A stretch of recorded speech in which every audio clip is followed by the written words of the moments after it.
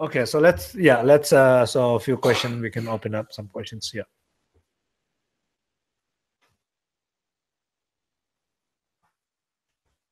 Okay, here's one. Can Rinpoche please remind us what we can do to open ourselves more, clear our pain, and see better what others need?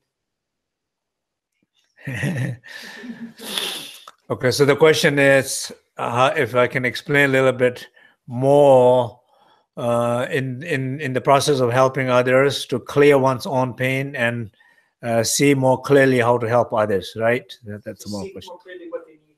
See more clearly what they need.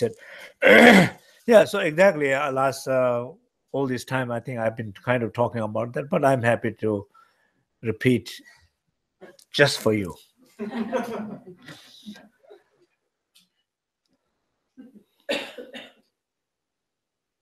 So if think about, if you are thinking about yourself in a specific situation, you look at that specific situation.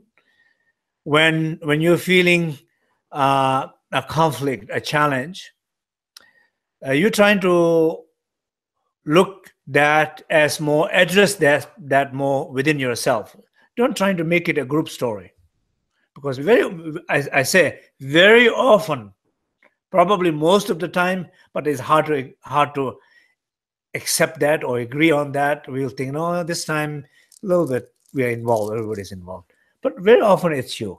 So if you're able to see it's you, can you deal it within yourself? So how you deal with yourself, I've been talking a lot, all these different webcasts, how you handle your own wound and pain by first, taking 3 precious pills, finding that sacred space, more awareness, and in that sacred space and awareness, you purify them, clear them, those wounds, those pains. Once you are able to do that, like clouds are cleared, sun is shining, you see it more clear. And it's also, I think, in some sense, as you're asking the question, you're already in the process. So not everybody asks this question. Not people will not say how I can see clearly other people needs, what people needs it. People say, I know what they needs it. I know what my kids needs it. They just don't listen to me. This is a very messy group. They don't follow the instructions. Usually we think like that way. So if you think that way, this heart, there's not much chance. You're not even open to see that it has something to do with you, or there might be some other needs they have that you're not seeing it, but I'm curious to see it. I wanted to see it. Whole thing, if I wanted to help, that's all what I needed to see. It's about helping someone. It's not about helping myself. It's about helping myself. Then it's another story. You see? So I think by asking that question, you're already doing better. Yeah. Okay, we have another person who is asking, he says, it's impossible for me to practice "it's not about me" on behalf of people who seem to be brutal and energy thieves. Can you speak about that?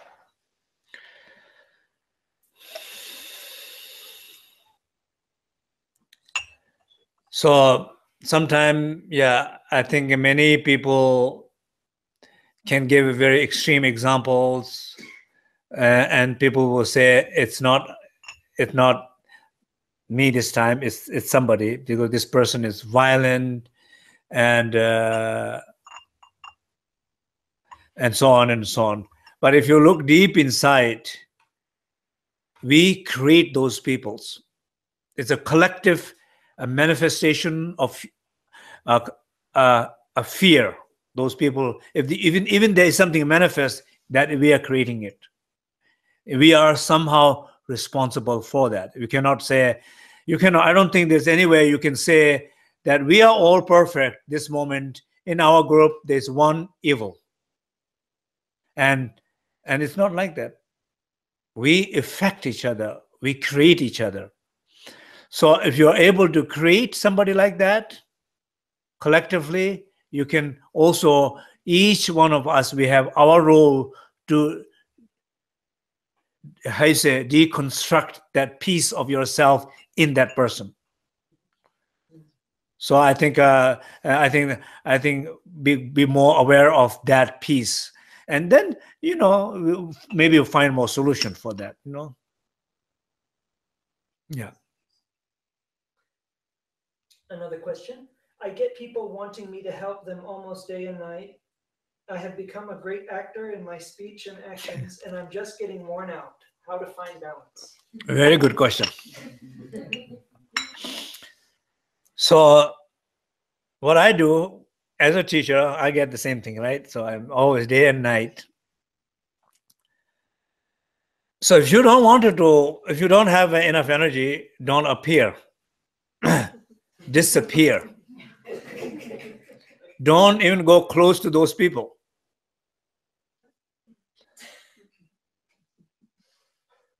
Cut off your phone for a moment. At least, shut it down. And that's one way to do it. Maybe not the best way to do it, but that's definitely one way to do it. On the other hand, to just be more conscious what you can do. And usually what you love to do and what you can do, what you're capable of doing, these are a good combination to help other people. If somebody was very expert in a computer and your ego says, I want you to help, and you're a very bad cook, and your ego says, I can help in the kitchen. No, don't go in the kitchen, please. Don't go in the kitchen.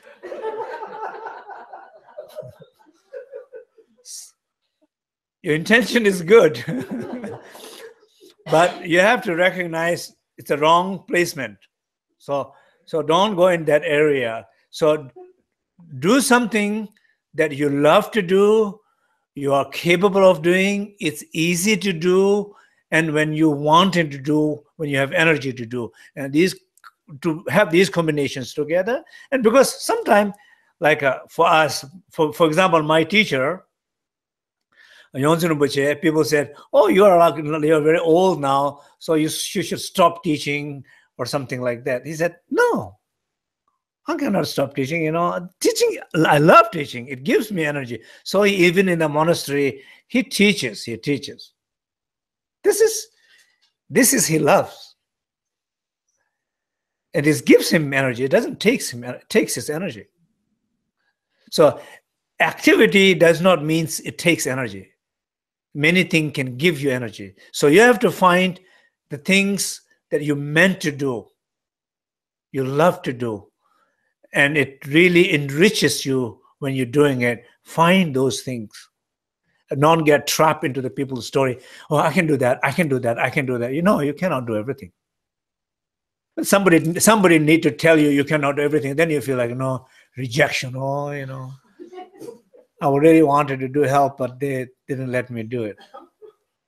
You don't want to wait for that. You just, before they reject you, you reject yourself first. Much more fun by rejecting yourself than by others. Okay? Jose from Malaga, Spain asks, would it be correct to say that judging others keeps us from being able to serve them? Yeah, so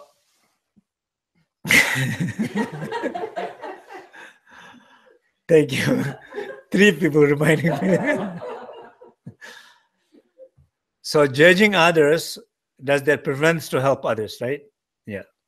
That's the question from Jose from Malaga. I think generally speaking, yes.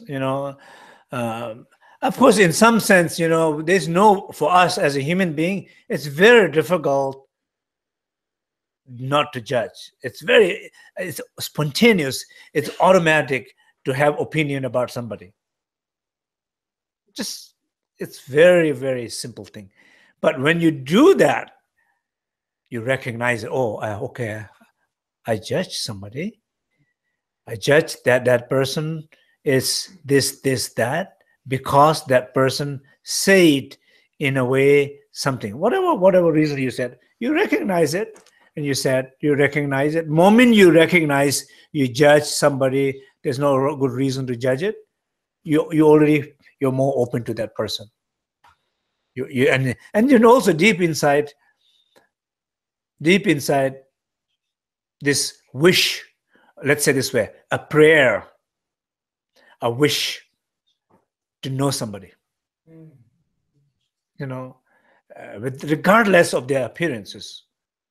I wish to know this stranger, drunk, dangerous looking person in the street.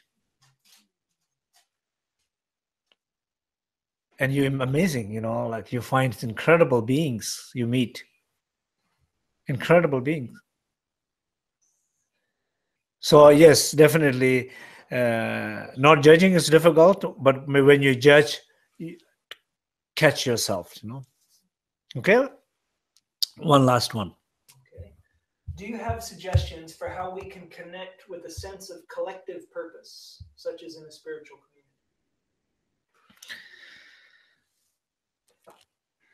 So a sense of how to recognize or to be aware of a collective purpose in the spiritual community, in a particularly just for an example. But in general. Okay, in its general example, yeah, of course, if you look at any situation, if you look at in a group, then there is, I mean, even organization, it has a mission. And probably whatever the organization's mission is, that's what you're initially probably you're attracted to. That you feel believe in the same way. You feel that is the same. You're aligned. Your belief and you're aligned with that. So if you feel that way, then we have to remember that is the core purpose or collective purpose. So whatever you're trying to do, you're trying to help that purpose, collective purpose. And sometimes you might have to let go of your ego. Sometimes you might have to agree with a person you don't even like that person. But some people have some truth, and it's serving the collective purpose. And I don't like that person, but serving the collective purpose, give me the strength to agree. And you agree. You respect to that person for that. So you're some sense of able to separate whenever personal wound, personal conflict, personal pain is interfering in the process of recognizing collective purpose. Recognize them. And when you recognize them, it will be always good.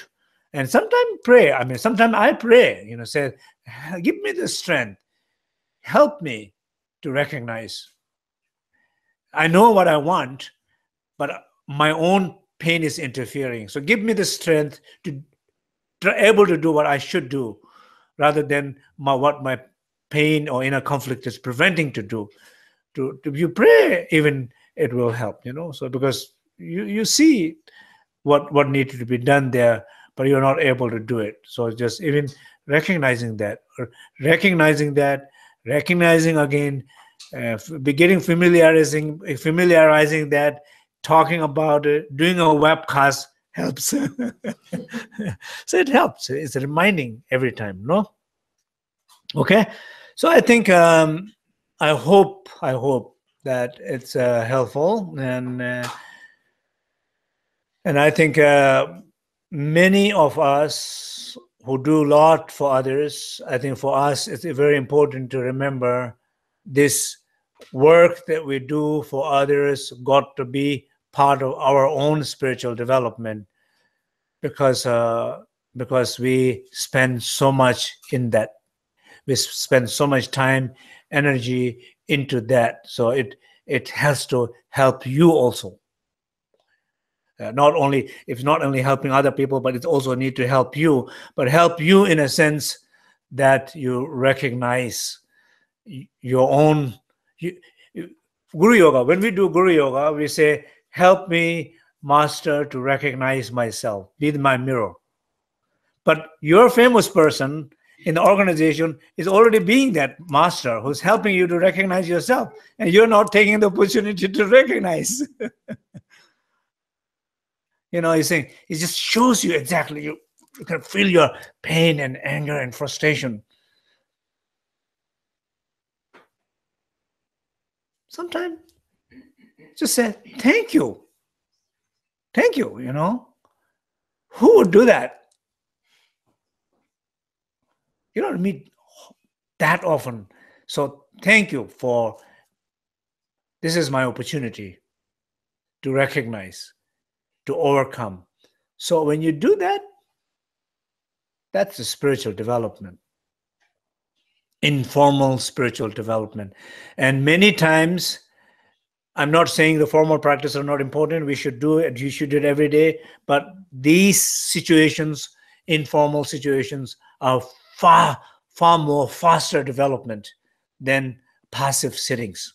Because passive sitting, nobody is bothering you, maybe except few mosquitoes, some heats or not fresh air or something like that. You get like a thing like that. But you know, we have a lot of people helping you all the time to grow. You need to grow. You need to grow. Have you grown from last year to this year? They keep on reminding, and you have to remember them, right? Okay. So I think so. Just few announcement or few informations here.